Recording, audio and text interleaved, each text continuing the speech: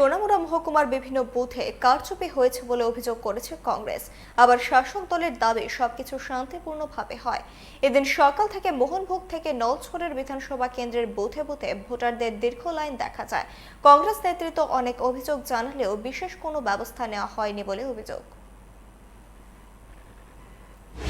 এখানে presiding officer tender form fill up না করে এক ব্যক্তি একাধিকবার 4-5 বার সেখানে ভোট দিয়েছে।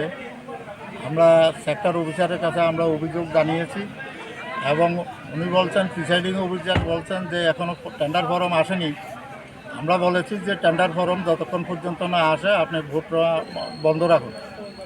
এবং তার পাশাপাশি অন্যান্য ব্লকে, বিশেষ করে মোহনপুর ব্লক, সেখানে জেলা পরিষদের যে 11 নম্বর সিটে সকালবেলা থেকেই তেলকাজলা, বানিয়াছড়া, পূর্ব চণ্ডীগড়, মোহনভোগ এবং কামরাঙ্গাতলি এখানে ব্যাপক ভিত্তিতে সেখানে ফলস ভোট চলছে।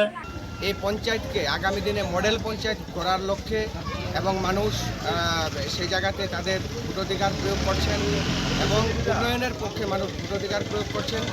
সকাল থেকে প্রত্যেকটা ভোট সেন্টারের মধ্যে সেখানে ব্যাপক উৎসাহ এবং উদ্দীপনার মধ্য দিয়ে মানুষ ভোটদান করছে।